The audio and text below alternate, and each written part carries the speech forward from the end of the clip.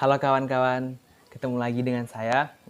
Kali ini saya mau ngebahas tentang dunia pendidikan.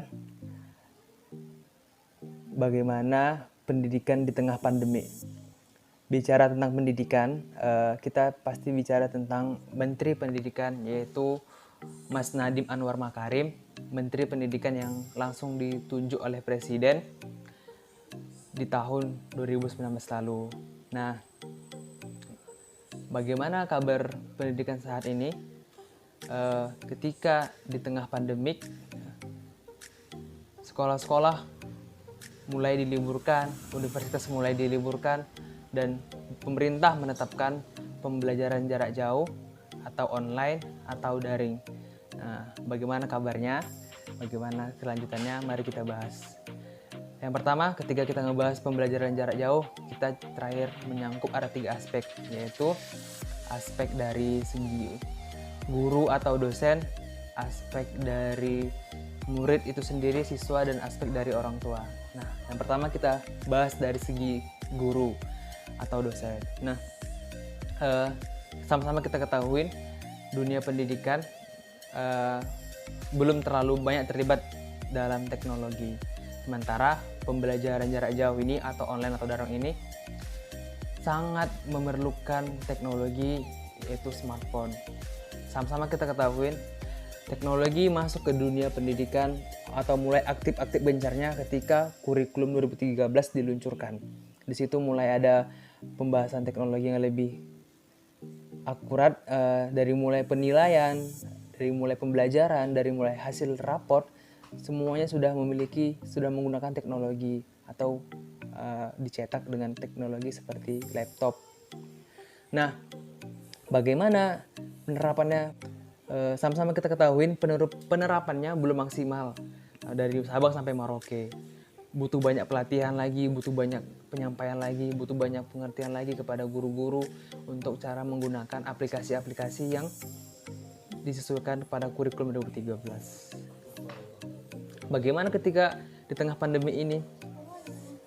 Bahwasannya kemarin saya sudah pelatihan untuk menghadapi kurikulum 13, masih banyak persoalan yang dihadapi oleh para guru. Bagaimana saat ini ketika PBJJ, online dan daring, tanpa ada pelatihan, tanpa ada instruksi, tanpa ada arahan, ketika kita langsung dituju, digiring untuk melakukan pembelajaran jarak jauh atau pembelajaran online.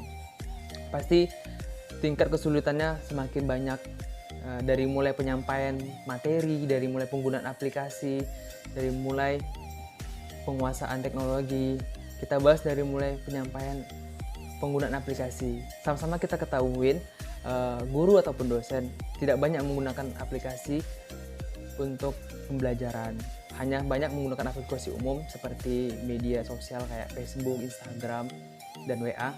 Untuk aplikasi pembelajaran mungkin sudah tidak terlalu banyak guru yang memakainya. Dan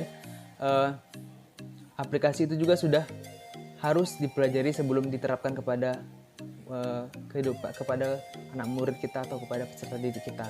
Nah, dari situ sudah kita ketahui bahwasannya penerapan itu sangat sulit. Belum lagi materi yang akan sampaikan, bagaimana cara menarik materi agar anak-anak yang melihat materi, agar anak-anak yang melihat pembelajaran itu tertarik dan mengerti apa yang disampaikan. Itu juga jadi pembelajaran, jadi tugas, jadi PR oleh setiap guru. Nah, di tengah pandemi ini kita harus ditantang, harus disiapkan untuk menghadapi pembelajaran jarak jauh online ini.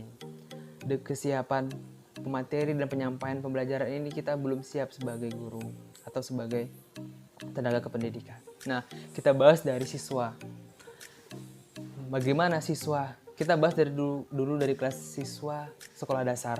Nah, sama-sama kita ketahui pembelajaran online ini dimasukkan melalui teknologi smartphone, dan kita ketahui juga smartphone yang untuk anak sekolah dasar masih dipandu oleh orang tuanya, bahkan ada yang tidak mempunyai smartphone sendiri, smartphone pribadi. Jadi ketika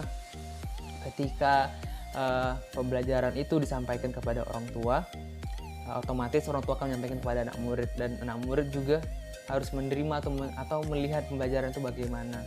Dan sama-sama kita ketahui di tengah pandemi ini juga orang tua masih ada yang harus tetap bekerja.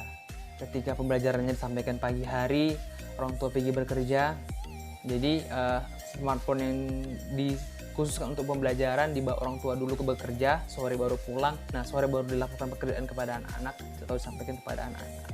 Itu juga jadi salah satu tugas kita untuk sama-sama mencari solusinya. Nah, selain itu tadi dia materinya itu mudah nggak diterima anak-anak, mudah nggak ditangkap anak-anak, mudah nggak untuk dicerna dan diterapkan ke dalam kehidupan sehari-hari. Nah, seperti itu. Kita bahas dari mahasiswa.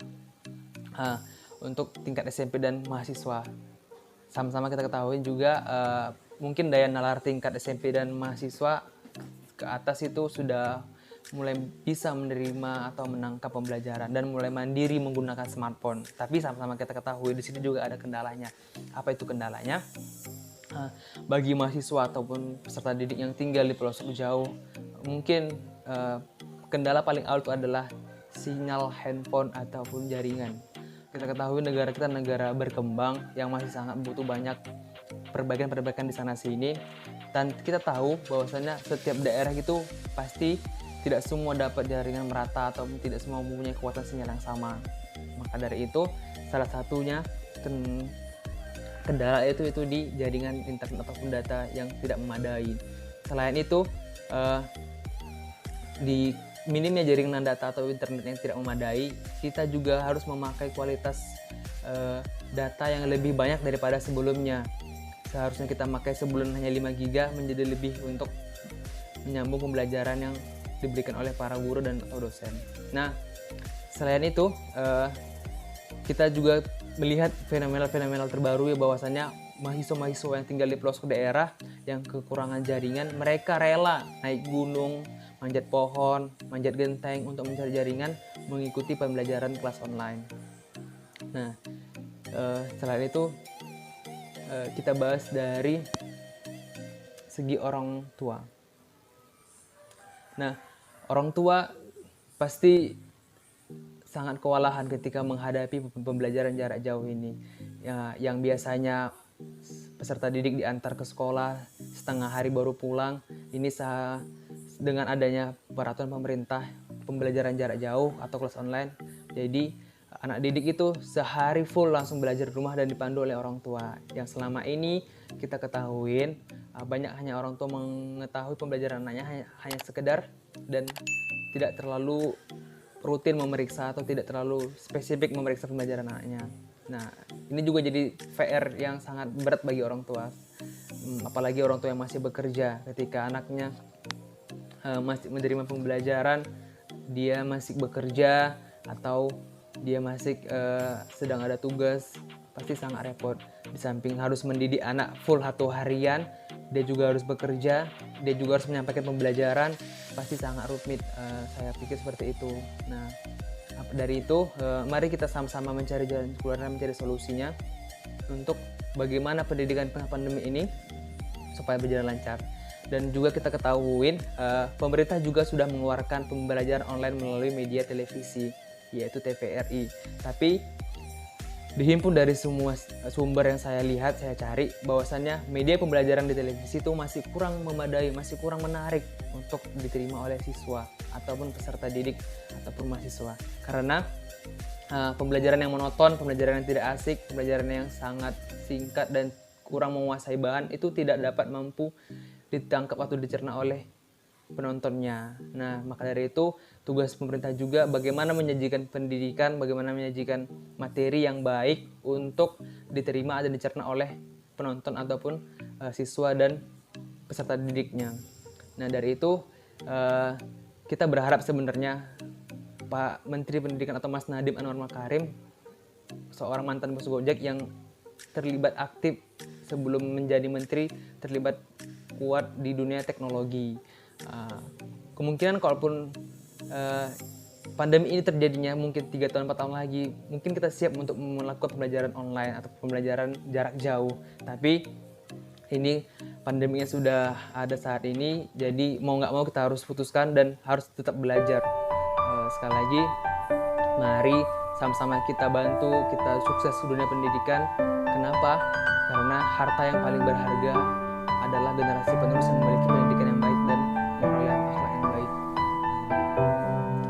mungkin sampai di sini saja diskusi kita. Demikian dari saya, sampai ketemu kembali. Tetap di rumah aja, jaga kesehatan, jangan keluar bila tidak penting.